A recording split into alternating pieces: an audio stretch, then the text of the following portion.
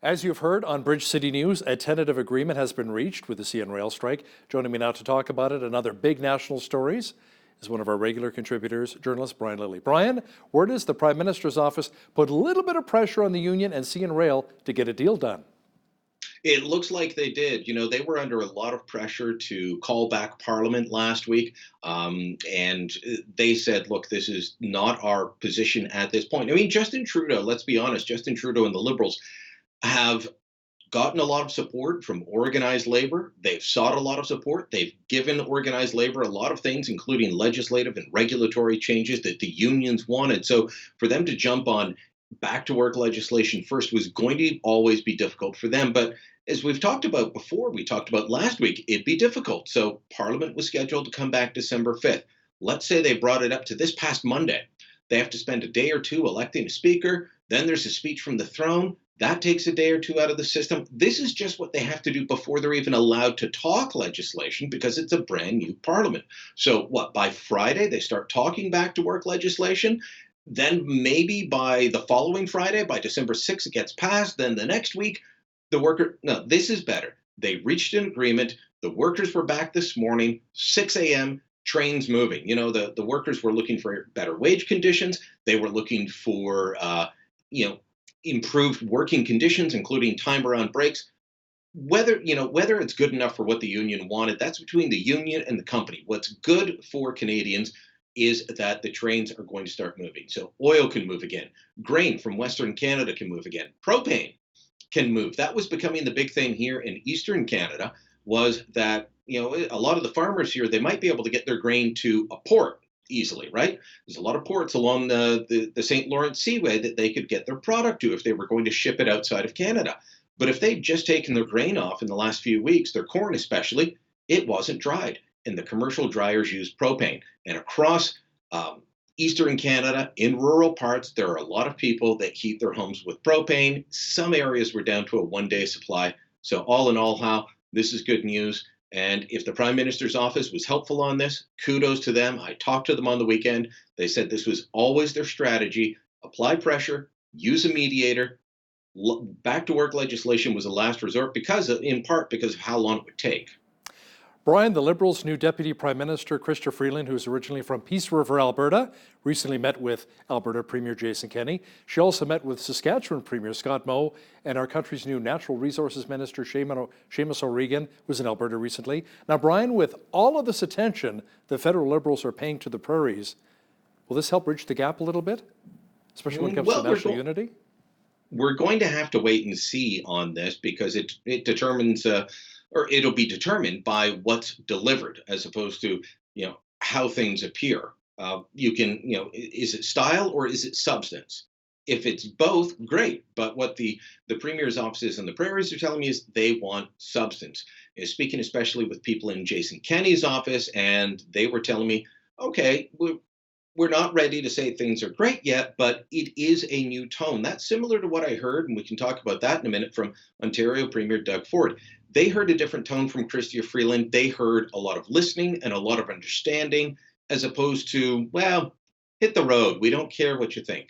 The Liberals are really trying to show that they know there's a problem, that they care, that they understand, that they're trying to do something about it. They don't have solutions yet, I'll tell you that much. They were not offering solutions in these meetings this week with the premiers of Alberta and Saskatchewan, with the mayors of Edmonton and Regina, but they are at least listening and reaching out. That's more than they've done in the past at times. So kudos to them for that, and kudos to the premiers who have been at odds with the Trudeau Liberals for taking the time, sitting down, having respectful conversations. Now, Brian, speaking of the premiers, they're joining from across Canada. They'll be meeting in Toronto this weekend. But Brian, before we discuss that, Ontario Premier Doug Ford met with Prime Minister Justin Trudeau. And you can say all sides have turned over a bit of a new leaf? Yeah. And I'm believing that, Hal. I spoke to both sides. I spoke mostly to the Premier's office going in, being down here in Toronto, being steps from Queen's Park. I was talking to them saying, okay, how are things going? They said, well, they're very accommodating. They're very respectful. It's a very different tone. That was all ahead of the meeting. I said, yeah, but well, we'll wait and see. I was more skeptical than they were. I said, we'll wait and see. You tell me what it's like behind closed doors. And, was Justin Trudeau going to be very nice while the cameras are on and then the doors close? And he says, all right, my way or the highway. And both Premier Ford's office and the Prime Minister's office spoke to both of them in the days after the meeting, and they said no, it was all good. They had been hitting each other hammer and tong. You know that. Premier Ford stopped doing that back around late July, early August, but Trudeau all through the campaign, whack-a-mole, whack-a-mole, whack-a-mole with Doug Ford. So this was a big surprise. He didn't go as hard against Jason Kenney and Scott Moe. This was the big test, and they both passed. Now, that bodes well for those meetings we were just discussing between Chrystia Freeland and Jason Kenney, Chrystia Freeland and Scott Moe. If they are really turning over a new leaf and realizing that the election result was not a resounding endorsement of their first 4 years in office, that there was a repudiation there, that there are problems, then maybe real progress can be made on some of the issues that the Western premiers have. But yeah, that will be a big focus of the meeting coming up. I guess it starts this weekend and into Monday in Toronto. Yeah, that's right. It starts on Sunday, followed by the big meeting addressing national unity coming up on Monday. Now, Brian, it appears as though Conservative Party leader Andrew Scheer is facing more pressures about his leadership. I saw in a recent interview that our former boss, Corey Tanaik from the now defunct Sun News Network, wants to see Scheer gone. Yeah, and that's something he told me last week, and I wrote about it on the weekend. And then, as my friend likes to say, you can follow Lil now or catch up next week. And so all the other media outlets are following up. And so you've got articles about the social conservatives want him out. You've got stories saying Corey tonight. Corey told me that Scheer is not cut out for this job. And the quote that I used was that nobody wants to resign, but most people eventually do the right thing and resign. He's one of the people that want Scheer gone ahead of the convention. But that's one group, Hal, one group of many. Social conservatives are organizing because they say Scheer was not strident enough on social issues like abortion and gay marriage, which some people say, he was too far on the other side. So they're organizing to make sure they get their delegates to the convention to vote against Scheer. Some of the social conservative groups, people like Campaign Life Coalition, others say, look, we have to deal with incrementalism. We can't have it all or now. And Andrew Scheer was doing their best. So there's a split on the social conservative side. You've got red Tories out of Alberta that are organizing to raise money to send delegates or pay for their delegates to go to the convention because it can be expensive, $3,000 to $5,000. They're going to be raising money so that if you're a delegate, Hal, and you want to go and vote against Scheer, but you don't have the cash, don't worry about it. That has to be worrisome for Scheer. And that's part of why he's doing this listening tour he's got going on across the country. Although, is that enough? Was firing his director of communications and his chief of staff enough? All of it might be too little too late. We're going to have to wait and see. Brian, south of the border, the White House is not happy with Canada's defense budget. A letter was apparently sent from the U.S. government to Ottawa calling for an increase in defense spending. Why should they tell us how much we should be spending here?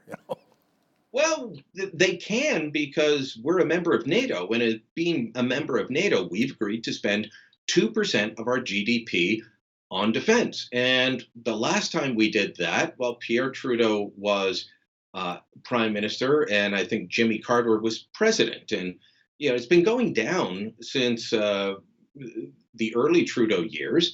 It was up during the 1960s. It was in that range all through the Cold War era up until the late 1960s, early 1970s, started to go down. We hit, I think, just under 2% around 1980 was the last time. I haven't looked at the exact numbers. But the Americans say, you are a member of this group. You're supposed to be spending more than double what you are.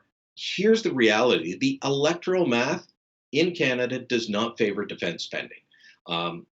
When Stephen Harper first won power, new Conservative government, first one since Mulroney and I guess a little bit of Campbell in 93, Stephen Harper promised to increase defense spending. And there was support for that among the Conservative base, but there wasn't support among the general public.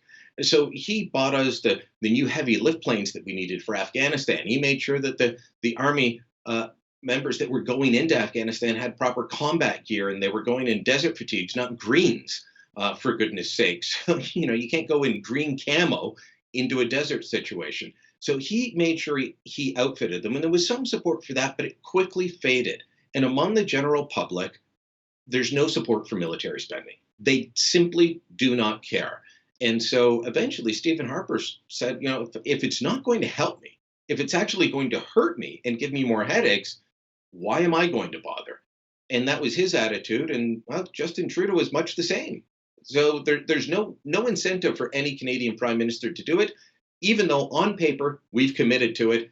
And every American president has raised this issue. Barack Obama raised it when speaking in Parliament, for goodness sakes. Brian, it's been almost a year since two Canadians were detained by China on trumped-up charges after Huawei's CEO Wang was arrested. Now, Brian, has there been any movement on the release of the two Michael Spavor and Kovrig? No, not that we've seen, not in public. There was thankfully a meeting between our new Foreign Affairs Minister, Francois-Philippe Champagne, and his Chinese counterpart. That's good news. Mr.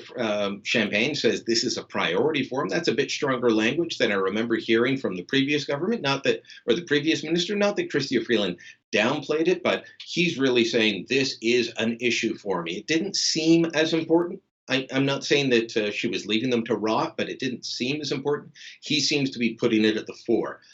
So good for him. Is he going to get them released? It's tough to get them released without caving into what China wants, which is that we politically interfere in our judicial system, release Meng Wanzhou, and allow her to go free, despite the fact that we have an extradition treaty with the United States, despite the fact that they've presented enough evidence in court so far to keep her, she's not locked up. She's living in her mansion in Vancouver. So, there's a very big downside for us doing that. We basically will have to release her and allow Huawei, main sponsor of HockeyNet in Canada, to be a member of the organization that builds our new 5G network. There's a lot of security implications on that I'm not sure a lot of Canadians are ready to buy into, including the government. École Polytechnique survivors have called on Ottawa to ban what they call assault weapons and a ban on future import of handguns. Tell me more about that. Yeah, well, the Liberals didn't say that they would ban handguns in the last election, but they did say they would ban military-style assault weapons. Well, there's no definition of that, and it's been difficult to try and get a definition. The example that they kept using was the AR-15. That's one of the most popular, target shooting rifles in North America, in the world even. And while it has been used in a number of mass shootings in the United States, it has no history of crime in Canada. I was speaking with a fellow earlier today, actually, about this, and said, I can still only find one concrete example, but a former police officer tells me there was a second in the 80s. So this rifle's been in Canada since it was first released in the 1960s, and the entire gun community, including law enforcement officers, can only think of two examples where it's been used. And the Liberals have said that they will spend $600 million, so round it up to $1 billion, because governments always go over, to buy back rifles that have no history of crime. People are not stealing your rifle or my rifle or anybody else's rifle, Hal, and going out and committing crimes. What they're using predominantly are imported handguns smuggled in from the United States. They're smuggled across the border. They're smuggled in at Buffalo. They're smuggled in at Niagara Falls. They're smuggled in at the reserve at Akwesasne. They're smuggled in at the border near Vancouver. All of these places. And then they're sold on the black market for high prices. This is not an issue of going after licensed law-abiding gun owners. It's going after the smugglers, and it's going after the gang members that use them. But that's hard work, and it's easier to go to the guys who have registered these guns, because they are registered, and say, hand those over, because we want to deal with the shootings happening in Toronto and Surrey, British Columbia. Brian, we just had the 107th Grey Cup in Calgary. Sadly, your Ticats lost to the Bombers 33-12. But now, thanks to the Bombers winning the championship, one guy can finally put on his pants for the first time in, 18 years? Yeah, Chris Matthew. Can you imagine being married to this guy and he hasn't worn pants since 2001? Oh my goodness. Yeah, we're going out for a nice dinner. Yeah, I got my cargo shorts on again. The bigger story, though, Hal, is that Ontario might lose a large chunk of its territory to Manitoba, because Premier Brian Pallister of Manitoba put out a video on Twitter challenging Ontario Premier Doug Ford to a bet and said, I'll wear the Ticats jersey into the question period if those Tabbies win. But since they're the odds-on favorite, you have to win a Bombers jersey into your question period if the Bombers win, and hand over all the territory west of Thunder Bay. And Doug Ford just agreed to it on Twitter and didn't put a caveat in. So I talked to Premier Pallister the other day. He said he'll be bringing up this issue. He wants to get it moving as fast as possible. He'll bring it up at the meeting of the premiers with Premier Ford, says we can work out the details in a bilateral, and let's get that land moved over to Manitoba. Yeah, good luck with that. One of our regular contributors, Brian Lilley, joining me from Toronto. Thanks, Brian. Thank you.